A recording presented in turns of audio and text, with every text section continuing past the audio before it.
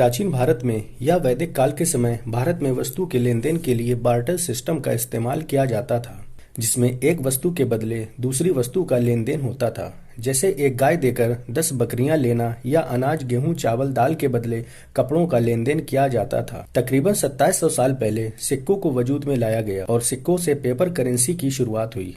दोस्तों, आज की वीडियो में हम विस्तार से जानेंगे कि भारत में करेंसी का इतिहास क्या है, भारत में करेंसी पहली बार कैसे, कब वजूद में आई और कौन कौन से नोट कब जारी हुए और किसने जारी किए, आरबीआई की स्थापना कब और कैसे हुई। आज की वीडियो में आप इससे भी ज्यादा जान सकेंगे। तो दोस्तों, वीडियो में लास्ट तक जरूर बने रहिए क्योंकि आज की वीडियो बहुत ही इंफॉर्मेटिव होने वाली है।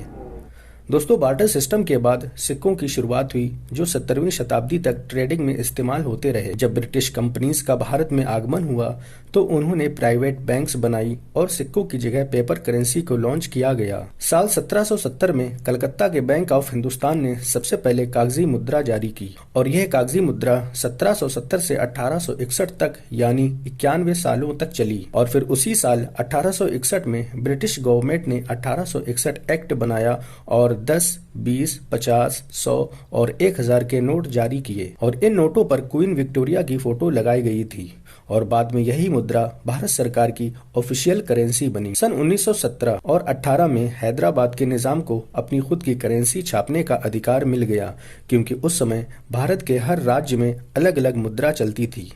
क्योंकि ब्रिटिश गवर्नमेंट ने भारत के एक बड़े हिस्से को अलग अलग मुद्रा क्षेत्र में बांट दिया था, मतलब करेंसी भारत के कुछ राज्य में तो वैल्यू रखती थी और कुछ राज्य में नहीं। साल 1923 में ब्रिटिश गवर्नमेंट ने अपनी मुद्रा में किंग जॉर्ज बंसन की फोटो लगाई। सन 1928 में महाराष्ट्र के नासिक में पहला प्रिंटिंग प्रेस लगाया गया और 1928 से पहले जो मुद्रा छपती थी वो सब बैंक ऑफ इंग्लैंड से जारी की जाती थी। सन 1935 में जब आरबीआई की स्थापना हुई तो 1938 में ब्रिटिश सरकार ने रिजर्व बैंक ऑफ इंडिया को इंडियन गवर्नमेंट के नोट जारी करने का अधिकार दे दिया।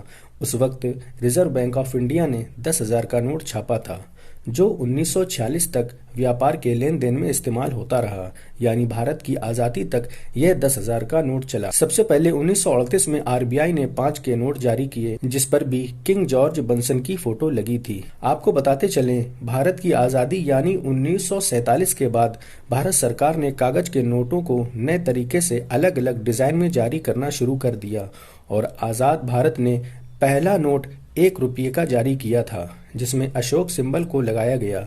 इसके अलावा भी नोटों में कई विशेषताएं डाली गईं।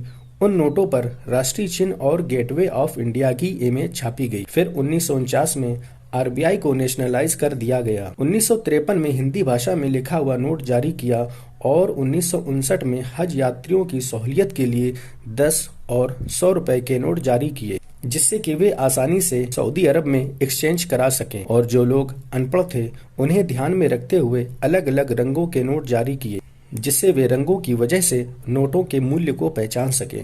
1950 के दशक में भारत की करेंसी को गल्फ कंट्री के साथ साथ 20 अलग अलग देशों में ऑफिशियल करेंसी का दर्जा प्राप्त हुआ।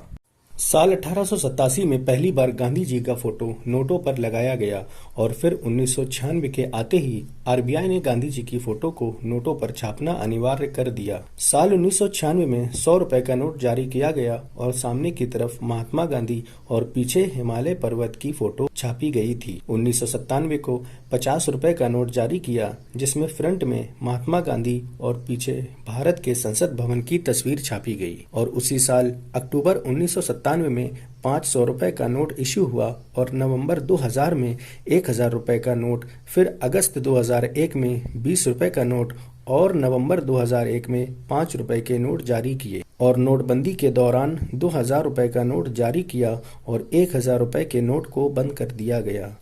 दोस्तों, उम्मीद है आज की वीडियो में आप जान गए होंगे भारत की करेंसी का पूरा इतिहास। दोस्तों, वीडियो पसंद आने पर लाइक, शेयर, सब्सक्राइब जरूर कर दें। Thanks for watching.